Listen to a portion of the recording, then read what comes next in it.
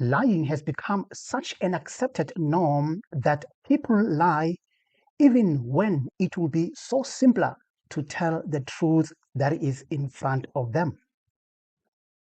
Coming up.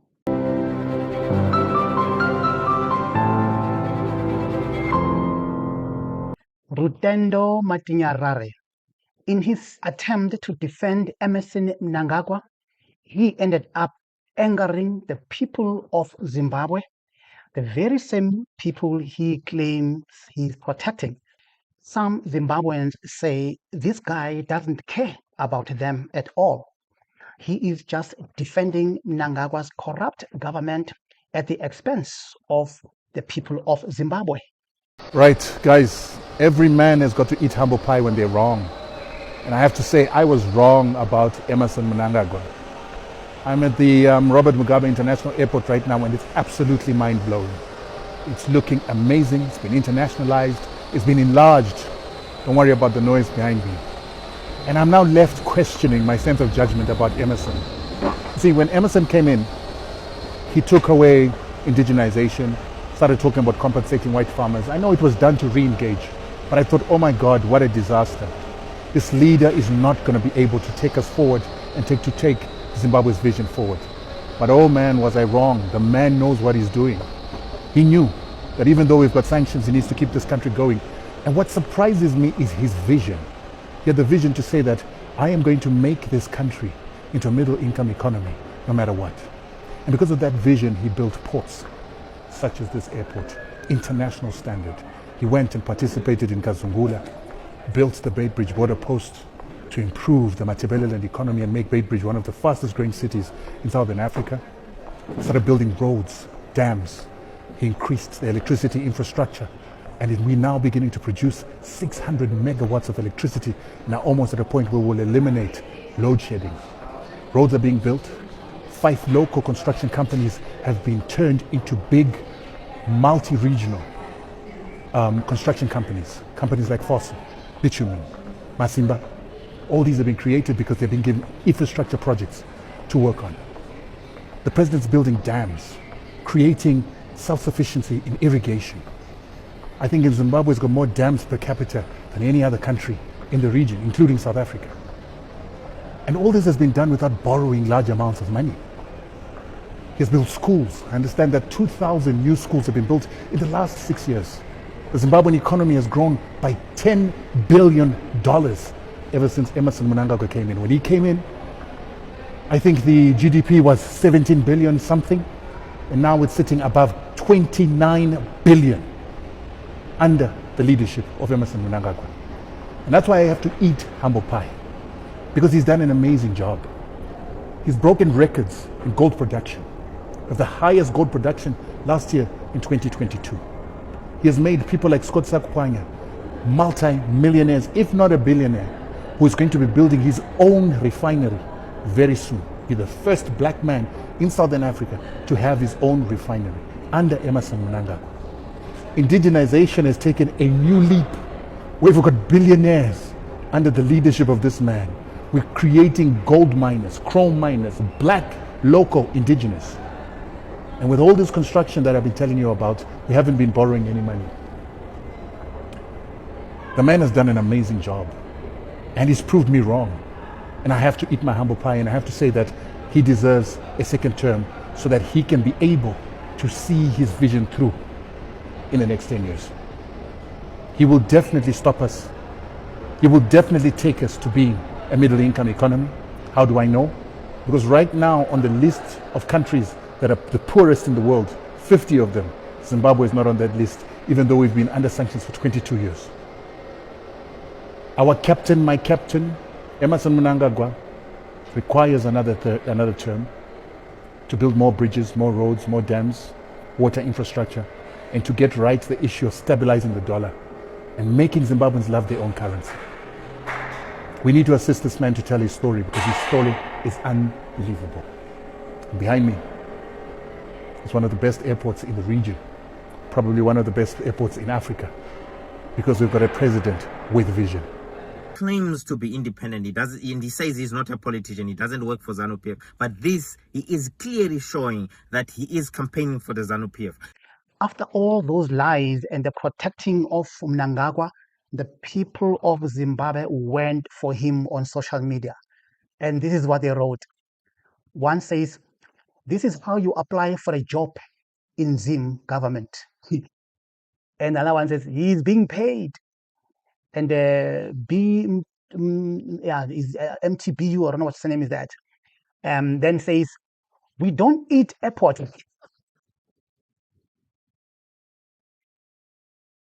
She says, "We don't eat airport and roads. We don't have jobs no more. Companies in Zimbabwe, everything else is closed. Or companies in Zimbabwe and everything else is closed." Another one says, "Rutendo, you are singing for your own supper." I totally agree with that. Then of course another one continues and says, "Where are the people of Zimbabwe? The airport is empty, man." And which is true, because when I look at that airport, really, it looks so empty. And TK says, "Isn't this airport done on credit?" And of course, Prince says, "So how much are they paying you?" Golden Bull, yeah, naughty. But why Matabeleland Road full of potholes? Nothing has been developed in Matabeleland with old buildings which was built during Smith's time. The Zimbabweans are not taking it. Then Eric Shabangu says, "I've never heard this guy talking about bad things done by Mnangagwa." Then, of which, of course, Rutendo responded and said, "I don't wash the dirty laundry of my country in public because I know it's my responsibility to defend the image of my country. I'm not an ignorant African." Wow. Yeah. What angered the people of Zimbabwe even more is that while Rutendo is busy singing Mnangagwa's praises, showing new airports and everything, while hiding the true state of Zimbabwe's healthcare system, Tino Machakaire, the Minister of Youth, went down to those hospitals visiting his relatives, and he was shocked at the state of those hospitals. The moment Tino realized the rot and the true state of Zimbabwe's healthcare system, he didn't waste time. He took it to social media. And this is his tweet to Mnangagwa. Imagine, this is Mnangagwa's own minister. This is what he wrote. "I visited one of our public health institutions this morning to see a relative and left deeply concerned by the condition I witnessed. What I saw was deeply moving, a clear indication that many of our people are facing serious challenges. The growing public outcry over our healthcare system is not an exaggeration. It reflects the difficult experiences of many citizens. As your appointee and one whom you have tasked to speak for the young people of our great nation, I feel a solemn responsibility to speak openly. Sometimes, in our desire to present progress, we may unintentionally overlook important realities on the ground." Well, the tweet goes on and on and on, is longer than this. Tino Machakaire summoned his own boss and said, "Sir, come down here and see for yourself the state that these healthcare systems are in. It's not an exaggeration." In May 2025, this year, Zimbabwe's health crisis escalated as Minister of Youth Tino Machakaire publicly urged President Mnangagwa to visit crumbling public hospitals, highlighting the dire state of healthcare infrastructure in a rare admission from a ZANU-PF official. His ex-post was resonating widely, amplifying public frustration over shortages, underpaid staff and inadequate facilities. However, the Ministry of Health and Childcare swiftly rejected the call on May 6, dismissing Machakaire's remarks as negative and part of an orchestrated attack, while touting progress in equipment and training. This denial sparked outrage on X, with users accusing the government of shielding Mnangagwa from accountability and ignoring systemic issues like underfunding and corruption. The Crisis in Zimbabwe coalition echoed these concerns, urging action, but the government's response underscored its reluctance to address the deepening healthcare crisis. And we've realized that there's been an artificial response from the relevant authorities that emanating from the Ministry of Health itself, the executive, parliament. No one has really been paying attention to the deteriorating conditions at our public healthcare institutions in this country. And we cannot remain quiet when mothers and babies are losing their lives. Maternal healthcare mortality is increasing on a daily basis. We are losing lives. People are dying prematurely because they're getting poor health care. Our hospitals are not properly equipped in terms of health equipment, radiotherapy machines, dialysis machines. Just basics that are needed in the hospital are not there. And we cannot continue to pretend like we do not have a crisis. Corruption and sanctions have played a major role in the current state of our hospitals. And it is time that the president of Zimbabwe, Comrade Emmerson Mnangagwa, starts paying attention and declare state of emergency in the health sector so that we'll be able to save lives. A healthy nation is a progressive nation. And as it stands, millions of Zimbabweans are living with chronic diseases. They can't access medications. They're too expensive. They are receiving paltry salaries for the very few that are working. For those who are in the informal sector, the economy is dry. There's currency volatility. People are just struggling to survive, struggling to get health care. And of course, after the people of Zimbabwe went hard on Rutendo and Tino blowing everything into the open for everyone to see, then Rutendo started changing the tune a little bit. Yeah, this guy. And the debate was started by the Minister of Youth, Tino Machakaire, going to visit a relative in a hospital and then going onto Twitter and expressing his shock at the conditions of our healthcare system. Many Zimbabweans were pissed as to why the minister would not know that our hospital system and our healthcare system was in the condition that it's in.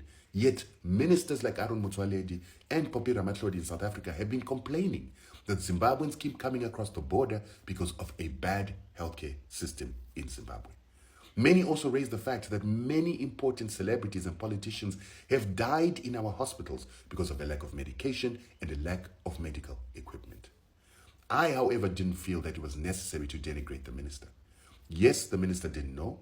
He was probably incompetent not to know. But the fact that he now knows and has raised it publicly and has begun a campaign to ask the government and his president to improve the medical system is a starting step. And I think it's important for us to encourage a very important minister to continue to push for the buy-in by government to commit to improving the healthcare system. Currently, the Zimbabwean government has spent a lot of money on infrastructure development, but maybe it's important for Zimbabweans to make the Zimbabwean government understand that the Zimbabwean government needs to look out for its people by fixing the healthcare system before putting up new roads. It's all a debate we need to be having. However, while we are having this debate, we are not having the right discussions. And the right discussions are supposed to start with us finding out, how did our healthcare system get to be where it is, for us to know how we fix it. Now, one of the obvious points is economic sanctions destroyed the healthcare system. Yeah, that's Rutendo for you. Rutendo rather blame South Africa or blame sanctions rather than his own corrupt government. Talk about a true Mnangagwa's puppet. That's Rutendo for you. What we have in Zimbabwe is a very corrupt environment where hospitals don't work anymore because of corruption. They're dilapidated. As I've always said in the past, that 2,500 Zimbabwean women die every year giving birth, and 95% of women who are giving birth at Musina Hospital on the South African side are from Zimbabwe because we have a collapsed health delivery system. The biggest hospital in Zimbabwe only has one maternity theatre, which was built in 1977 by Ian Smith. So it's quite evident that all the problems that we're facing today in Zimbabwe have not been caused by sanctions, but by corrupt rule, because Zimbabwe's got a lot of resources. $150 million worth of gold is smuggled every month out of Zimbabwe. Those are billions at the end of every 12 months. I'm happy that Zimbabweans have seen right through him. They have seen right through his lies. They have seen right through him that this guy is a liar of note. So what do you think? Let me hear your comment below. And of course, if you're coming for the first time, don't forget to like, share, and subscribe.